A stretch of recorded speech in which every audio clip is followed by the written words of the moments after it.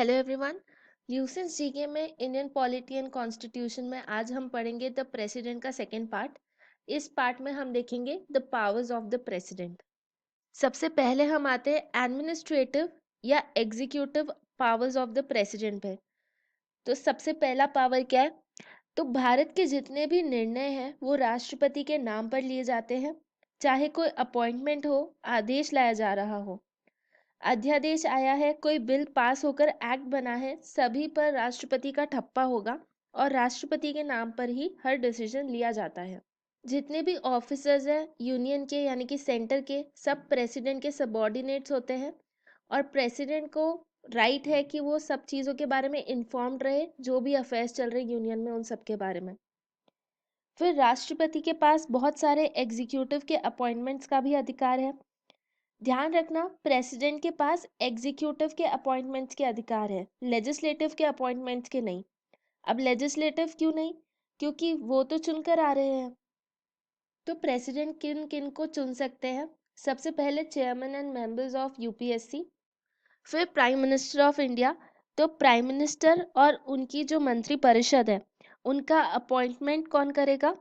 President. लेकिन होता तो प्राइम मिनिस्टर की एडवाइस पर ही है, लेकिन करने का अधिकार किसके पास है? प्रेसिडेंट के पास। फिर इन मंत्री परिषद के लोगों को अलग अलग पोर्टफोलियो भी राष्ट्रपति देते हैं। फिर अटॉर्नी जनरल फॉर इंडिया का अपॉइंटमेंट भी राष्ट्रपति करते हैं।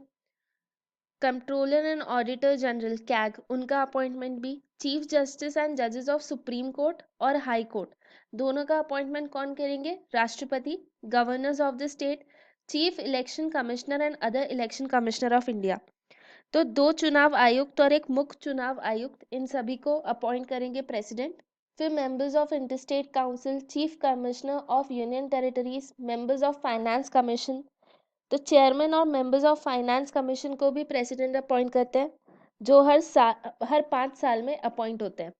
फिर members of language commission, members of backward class commission, members of minorities commission और Indian ambassador and other diplomats, इन सभी को राष्ट्रपति अपॉइंट करते हैं। अब हम आते हैं लेजिस्लेटिव पावर्स पर। लेजिस्लेटिव मतलब सरकार का वो अंग जो कानून बनाता है। सेंटर में कानून कौन बनाएगा? लोकसभा और राज्यसभा, यानी कि हमारी संसद।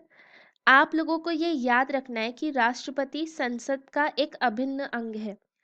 Parliament equals Lok Sabha plus Rajya Sabha plus president. सबसे पहला पावर क्या है? President has the power to summon और prorogue the houses of parliament. मतलब राष्ट्रपति के पास ये पावर है कि वो संसद के सदन को बुला सकते हैं और उसे समाप्त कर सकते हैं। समन का मतलब उसे बुलाना है और प्रोरोग का मतलब सेशन समाप्त करना है। उसके अलावा वो लोकसभा को डिसॉल्व भी कर सकते हैं। अगर 5 साल कार्यकाल खत्म हो गया है तो उसे भंग किया जा सकता है और ये काम भी कौन करेगा? राष्ट्रपति। और 5 साल पूरा होने से पहले भी उसे डिसॉल्व किया जा सकता है कुछ खास सिचुएशंस में, जो आगे हम लोकसभा पढ़ते टाइम डिस्कस करेंगे। इसमें एक बात ध्यान रखना है, राष्ट्रपति राज्यसभा को डिसॉल्व नहीं कर सकते हैं, क्योंकि राज्यसभा एक परमानेंट हाउस है। इसका कार्यकाल हर 5 साल बाद समाप्त नहीं होता। 1/3 मेंबर्स हर 6 साल बाद जरूर बदले जाते हैं, लेकिन वो सदस्यों का कार्यकाल खत्म होता है, राज्यसभा का कार्यकाल खत्म नहीं होता। तो राज्यसभा एक परमानेंट हाउस है। नेक्स्ट पॉइंट है कि लोकसभा और राज्यसभा का जो जॉइंट सेशन बुलाने का अधिकार है वो भी प्रेसिडेंट के पास है, और ये जॉइंट सेशन को प्रिसाइड कौन करता है? Speaker of Lok Sabha. अब तक सिर्फ 3 बार जॉइंट सेशन बुलवाया गया है। पहला तो डाउरी प्रोहिबिशन बिल 1960 में जो आया था, तो ये दहेज प्रथा के खिलाफ बिल था, उसके लिए बुलाया गया था। फिर banking service commission repeal bill 1977 उस टाइम पे, और प्रिवेंशन ऑफ टेररिज्म बिल 2002 में। ये आगे चल के पोटा बना था, प्रिवेंशन ऑफ टेररिज्म एक्ट। तो ये इन्हीं 3 टाइम पे जॉइंट सेशन बुलवाया गया था। अब जब भी साल में पहला सेशन होता है, जनरली पहला सेशन होता है बजट सेशन, तो बजट सेशन का जो पहला दिन होता है उस दिन राष्ट्रपति उसे संबोधित करेंगे। और अगर नई लोकसभा चुनकर आई है तो लोकसभा के पहले दिन भी राष्ट्रपति अपना संबोधन देते हैं। फिर राज्यसभा में 12 लोगों को नॉमिनेट करा जाता है राष्ट्रपति द्वारा। ये 12 लोग आएंगे science, arts, literature, social service की फील्ड से। इसका हम एग्जाम्पल देख सकते हैं, जैसे सचिन तेंदुलकर हैं या रेखा हैं, इनको नॉमिनेट किया गया था प्रेसिडेंट द्वारा। 2 मेंबर्स लोकसभा में नॉमिनेट किए जाते हैं एंग्लो इंडियन कम्युनिटी से। अब एंग्लो इंडियन कम्युनिटी क्या है? भारत में लगभग 200-250 सालों तक अंग्रेज रहे, तो अंग्रेजों ने जब यहाँ पर शादी करी तो एंग्लो इंडियन कम्युनिटी यहाँ पर पनपी। और एंग्लो इंडियन एक अलग ही कम्युनिटी है, ना वो पूरी तरीके से यूरोपियन है, ना वो इंग्लिश है, और रेशियली भी अगर हम उन्हें देखें तो भारतीयों से थोड़ा अलग है।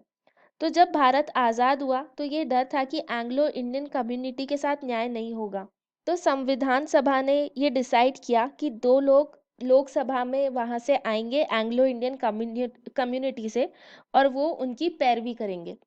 फिर कुछ ऐसे बिल होते हैं लोकसभा में जिनमें राष्ट्रपति की परमिशन की ज़रूरत होती है। वो बिल कौन कौन से हैं?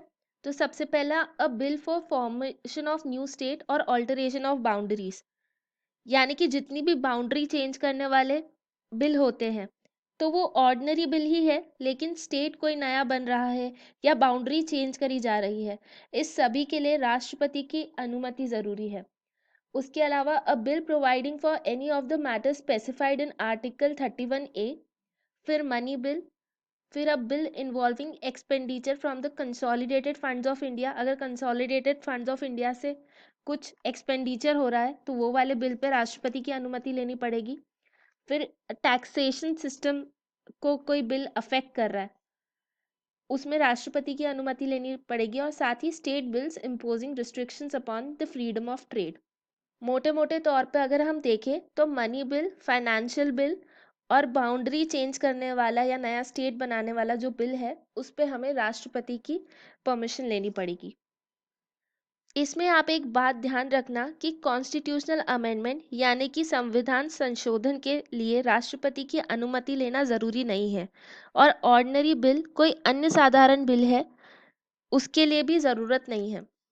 कोई भी बिल कानून तब बनता है जब राष्ट्रपति उस पर अपनी मोहर लगा देते हैं, यानी लोकसभा राज्यसभा में पारित होते से ही बिल कानून नहीं बनेगा। बिल एक्ट तभी बनेगा जब प्रेसिडेंट उस पर अपना असेंट दे देंगे। अब अगर कोई बिल प्रेसिडेंट के पास आए तो वो क्या क्या कर सकते हैं, उनके पास क्या ऑप्शंस है? सबसे पहला तो ये है कि वो अपना असेंट दे देंगे और बिल एक्ट बन जाएगा। दूसरा ये है कि वो अपना असेंट नहीं देना चाहे तो वो बिल को विथहोल्ड कर सकते हैं, यानी कि रोक सकते हैं। और तीसरा, राष्ट्रपति के पास एक और महत्वपूर्ण अधिकार है किसी भी बिल को संसद के पास वापस भेजने का। अगर लोकसभा राज्यसभा में कोई बिल पास होकर प्रेसिडेंट के पास आया है, लेकिन राष्ट्रपति को लगता है इसमें कुछ कमी है या कुछ सही नहीं है, तो वो फिर से भेजा जा सकता है बदलाव के लिए। लेकिन इस बार अगर लोकसभा राज्यसभा फिर से उसे पास कर देती है, चाहे उसमें बदलाव किया हो या ना किया हो, तो अब प्रेसिडेंट को उसे साइन करना ज़रूरी है। अब वो उसे मना नहीं कर सकते। ये सब केवल ऑर्डिनरी बिल के लिए है। मनी बिल और कॉन्स्टिट्यूशनल अमेंडमेंट बिल लौटाए नहीं जा सकते। अब हम देखते हैं veto powers of the Indian president के बारे में। तो यहाँ पे तो एक सिंपल लाइन में लिखा है, the veto power of Indian president is a combination of absolute, suspensive and pocket vetoes. हम थोड़ा सा उसे डिटेल में समझते हैं। सबसे पहले हम वीटो का मतलब समझते हैं। वीटो का मतलब ही होता है रोक देना। वीटो पावर बिल्स को रोकने का अधिकार है। कानून बनने के लिए बिल आ रहा है लोकसभा राज्यसभा से पास होकर, फिर वो राष्ट्रपति के पास आएगा असेंट के लिए। तो इसमें अगर राष्ट्रपति अपना असेंट नहीं देना चाहे तो वो वीटो का इस्तेमाल कर सकते हैं।